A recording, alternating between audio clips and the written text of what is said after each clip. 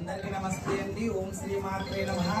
అయ్యప్ప పాదాల శతకోటి వందనాలు. ఇక్కడ ఉన్న అందరి స్వాములకు కూడా శతకోటి వందనాలు.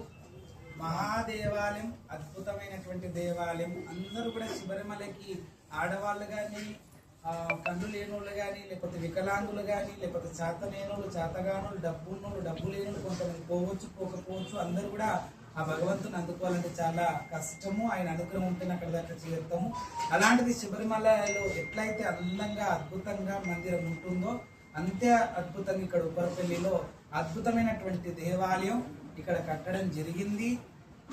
ఎప్పుడైతే రూపుదిద్దుకుంటుందో ఈ దేవాలయం ఎప్పుడైతే రూపుదిద్దుకుంటుందో ఆ సమయంలోనే నేను నా చిన్న కానుక నేను కూడా అంటే స్వామివారిని తయారు చేస్తున్నారు. ఒక 400-500 కిలోలతో అందులో బంగారము, వెండి, పంచలోగాలు కూడా కలుపుతున్నారు. అంటే మరి మా వంతుగా మేము ఏమన్నా ఇద్దామని ఒకప్పుడు అనుకున్నాము.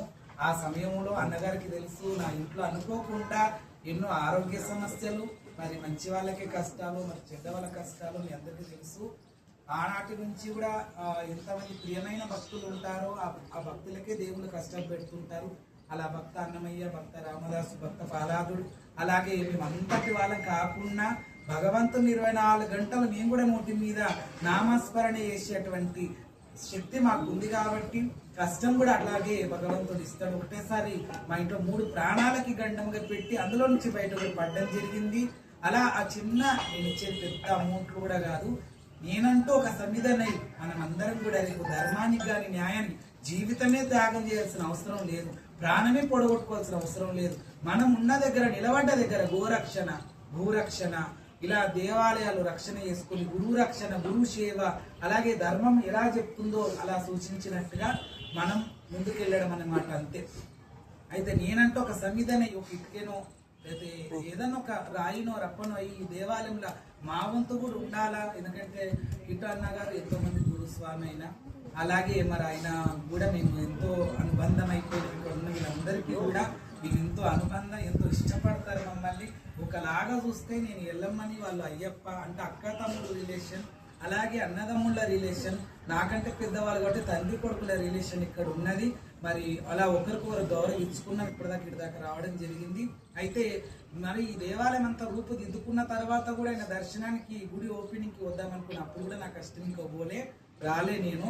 అయితే గుడి ఓపెనింగ్కే అయిపోయిన తెల్లారి మరనాడు ముఖాల మీద నడుస్తాను. ఎందుకంటే వీళ్ళందరూ వాళ్ళ స్వార్థానికి కట్టుకున్న దేవాలయం కాదు, ఇది ధర్మానికి న్యాయానికి అందరికి దర్శనం ఇవ్వడానికి, ఎల్ల కాలాలు 1000 తరాలు దర్శనం ఇయ్యాలా అని సనాతన ధర్మంలో మంచి మన ధర్మాన్ని కాపాడుకునే విధంగా, అలాగే మరి అందరికి దర్శనం ఇవ్వాలని చెప్పేసి స్వార్థం రవ్వగింజంత స్వార్థం లేకుండా వాళ్ళు ఈ దేవాలయాన్ని నిర్మాణం చేస్తున్నారు. ప్రజల గురించి, లోకం సుభిక్షంగా ఉండాలని చేస్తారు కాబట్టి మరి వాళ్ళందరి సంకల్పం మీద నేను ముఖాల మీద 1 కిలోమీటర్, ½ కిలోమీటర్ ఆ దేవుడిచ్చిన బలం మీద, కొంతమంది అంటారు ఇందులో కూడా ఈ వీడియోలో చెప్తున్నా, బట్టలు కట్టుకుని నడుస్తా ఉంటే 30 సంవత్సరాల నుంచి నేను బట్టలు కట్టుకుని నడిచిన వ్యక్తిని కాదు, ఇప్పుడు కూడా నేను చూపిస్తా, వాళ్ళందరూ సాక్ష్యంగా చూస్తున్నారు.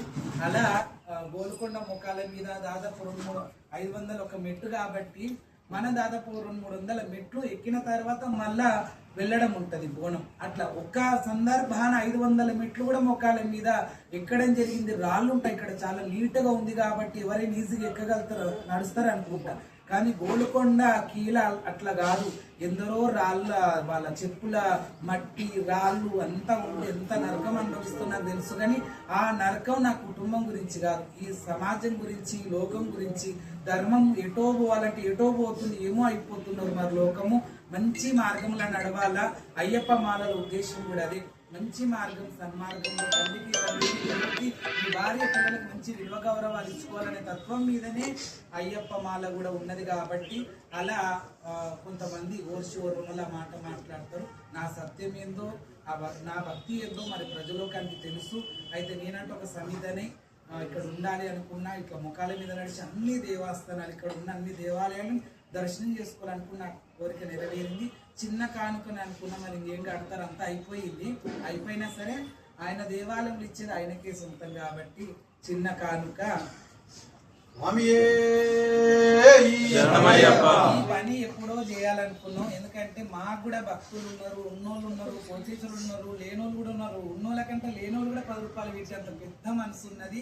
ఇది ఇచ్చి దేవాలయం పూర్తి కంప్లీట్ కాకముందే చెప్పి నేను కానుకిస్తున్నా నా వంతు సమిధని మీరు కూడా ఇవ్వండి ప్రజలోకంలారని కీర్తన మేమంతా ఒక పిలుపునిద్దాం అనుకున్నాం. కానీ ఆ పిలుపు నా ద్వారా పోలే. మరి అయ్యప్ప అయితే అందరు సప్నంలకి కళ్ళనీళ్ళలో పోయి చెప్పించుకుంటాడు. ఆయన మహా గొప్ప దేవుడు కాబట్టి అలా అందమైన ఎంత కష్టపడ్డారట ఈ గుళ్ళ మీద, ఈ బండల మీద కట్టడానికి. అసలు ఈ భూమికే చాలా ఖర్చు అయిందని ఇప్పటిదాకా స్వాములు చెప్తున్నారు. అంత కష్టపడి ఒక తాజ్మహల్ లాగా లేకపోతే ఒక బృందావనం లాగా అంత అద్భుతంగా తెల్లగా ఎక్కడ చూసినా మందిరం అయితే చాలా అద్భుతంగా ఆత్మకు తృప్తి లాగా మనశ్శాంతి లాగా ఉండాలని చెప్పి మనస్ఫూర్తి కోరుకుంటూ మీరు కూడా ఇంకా కూడా పని ఇచ్చే వాళ్ళు గుడి పూర్తయింది అంటే ఇంకెన్నో పనులు ఉంటాయి, మన కంటికి అయిపోయినట్టు అనిపిస్తుంది. ఎవరైనా కూడా దయచేసి ధర్మానికి, న్యాయానికి, సనాతన ధర్మానికి తోడు ఉండేవాళ్ళు ఇవ్వాలంటే కూడా ఈ దేవాలయం ఉప్పర్పల్లి అయ్యప్ప స్వామి దేవాలయానికి వచ్చి మీకు వచ్చినంత ₹1 నుంచి ఎంతైనా మీరు ఇవ్వచ్చని మనస్ఫూర్తిగా ఇంతమంది అయ్యప్పల స్వాముల ముంగల ఈరోజు చిన్న అయ్యప్ప స్వామి ముంగల నేను శరణార్థి చేసుకుంటున్న మీ అందరికీ స్వామియే శరణమయ్యప్ప.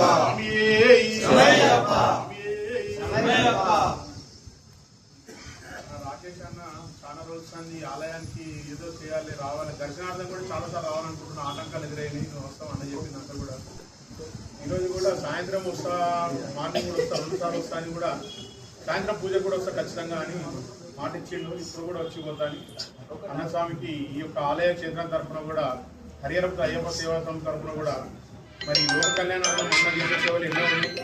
అన్నం చేసే సేవలు కూడా అటువంటి అందరు కూడా సనాతన ధర్మం, హిందూ ధర్మం చెప్పేదంతా కూడా ఒకటే, అన్న చెప్పేదంతా కూడా ఒకటే. వారికి ఈ క్షేత్రానికి వెళ్ళినందుకు ఉప్పర్పల్లి వాసుల తరఫున, అయ్యప్ప స్వాములందరి తరఫున, హరిహర క్షేత్రం తరఫున మరొకసారి వారికి శతకోటి నమస్కారాలు తెలియజేస్తూ అన్న లోక కళ్యాణార్థం వారికి ఇచ్చి ఆ సిద్ధి బుద్ధి గణపతి అయ్యప్ప స్వామి, శ్రీ వలిదేవ సమేత సుబ్రహ్మణ్య స్వామి, ద్వాదశి జ్యోతిర్లింగాలు, శివ పంచాయతం, సంతోషమాత ఆశీస్సులు అన్నగారికి కూడా లోక కళ్యాణార్థం ఎన్నో సేవలు చేయాలని, వారికి ఇంకా కూడా అన్ని రంగాలలో కూడా వారికి అన్ని సహకారాలు అందియాలని ఆ భగవంతుని మనస వాచ కర్మన మరొకసారి వేడుకుంటూ మరి కార్యక్రమానికి అన్న సాయంత్రం కూడా రావాలి కాబట్టి మనకు కూడా కార్యక్రమాలు ఉన్నాయి. మరి అన్నగారికి మన అందరి తరఫున కూడా ఉప్పర్పల్లి గ్రామవాసుల తరఫున, హరిహర క్షేత్రం తరఫున అందరి తరఫున కూడా శతకోటి నమస్కారాలు తెలియజేస్తూ అన్నగారికి ప్రత్యేక ధన్యవాదాలు. స్వామి స్వామి